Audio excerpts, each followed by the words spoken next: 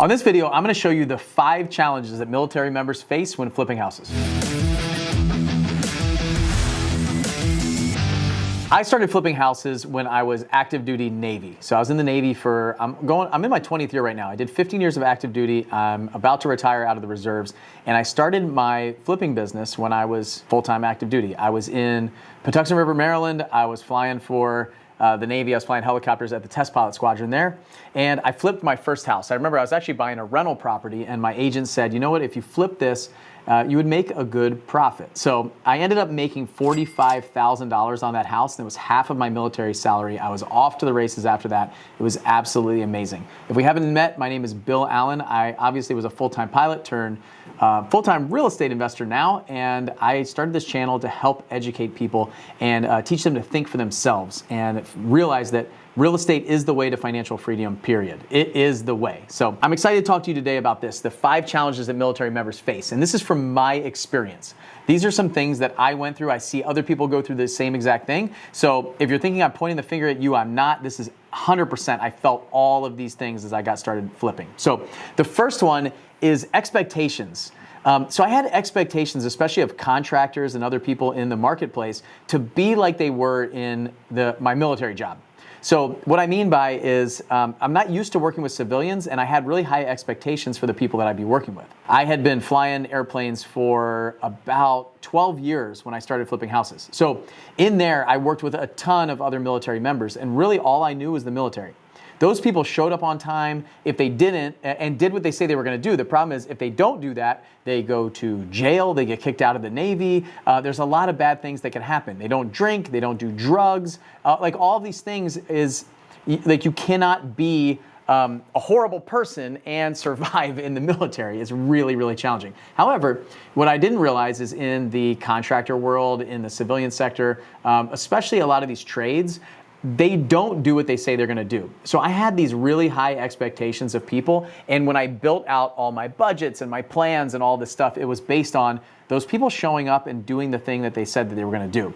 And when I signed a contract with them and I gave them a deposit, I thought that they would actually be trustworthy and be loyal and all of the things and have integrity, all the things that we expect from other military members. So as a military member, I think this is a big lesson learned that I have that hopefully you don't have to learn it the hard way, is really vet those contractors, vet the people that you're working with. And I wouldn't say have low expectations for them, but realize that you're probably not hiring or potentially hiring the people that are in the military with you, but look for somebody like that.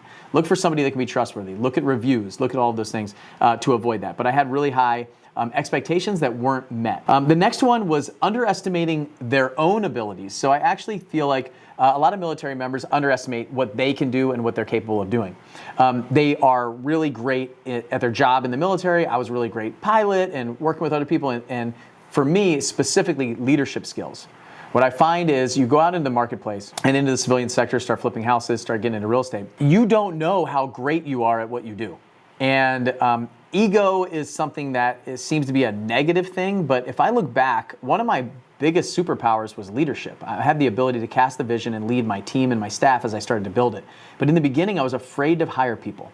That was the one thing that stopped me from growing fast was I didn't want to hire anybody. I wanted to do everything myself. And it's the fact that I didn't have enough trust in myself that I was going to be successful to be able to pay those other people salaries, support their families. So I underestimated my leadership abilities massively.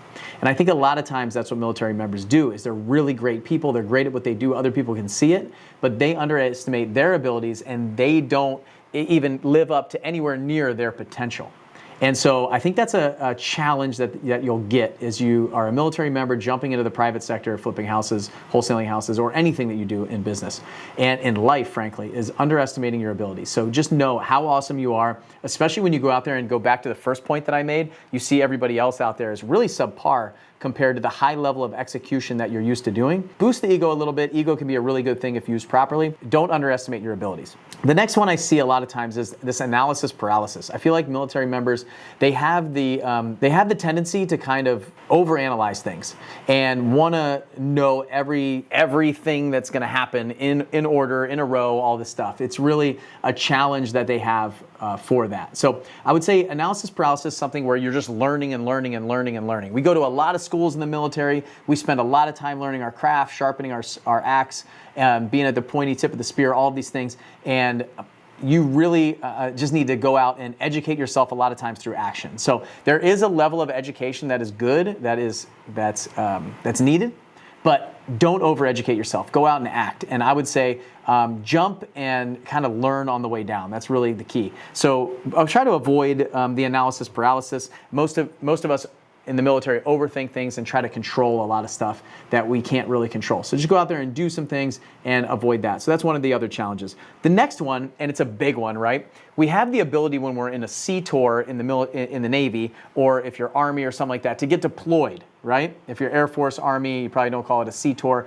In the Navy, we have shore tours and we have sea tours. So we actually have a tour that I know for 3 years I cannot be deployed. And I don't know a ton about the Army, Air Force. I know the Marines are a little bit different. They might have a sea or a shore tour type structure. So depending on where you are in your career, I started my house flipping business when I was on a shore tour, when I knew that I wasn't going to be deploying. However, I was a test pilot for the Navy, so we had trips. I would have to go out to California, or I'd go down to Virginia for a trip for a week or two to do a test or an analysis, and we'd go basically on a little kind of mini deployment for a couple weeks to do a test and write some reports and then come back. So that's a negative, right? If you get deployed for 6 months, 8 months, even 3 months, something like that, it's really could hamper your business if the business revolves around you. So that's definitely a challenge that military members face, is getting deployed or having to do workups, or even going on trips, shorter trips, 2 weeks, 3 weeks, where most people, they know they're going to be home every single day. They can talk to contractors. And in fact, a lot of times when we go on workups, I'm on a ship somewhere. I don't have a cell phone. I maybe have email if the ship is within connectivity, but it's super slow. There's not a lot of, you're not downloading a lot of stuff and things like that. So that's definitely a potential issue, right?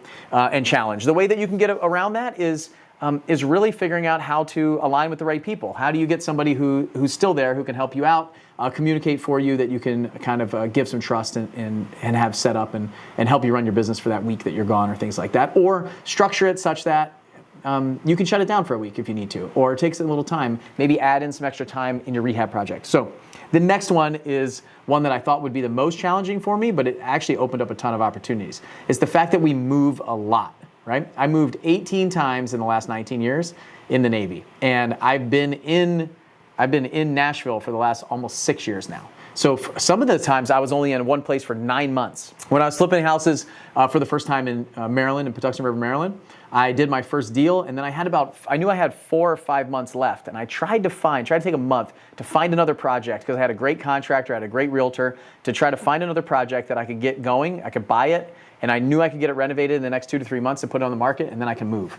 I wasn't able to find it in that month, so what I did was I started to learn my next duty station of Pensacola. I started studying the area. I started looking at values and home prices and talked to realtors and start building my network there ahead of time. But I lost probably 3 or 4 months of potential income because I wasn't able to find a project there in Maryland that I could work on. So we move a lot, so you have to think about that. As you build networks, you might have to start that again.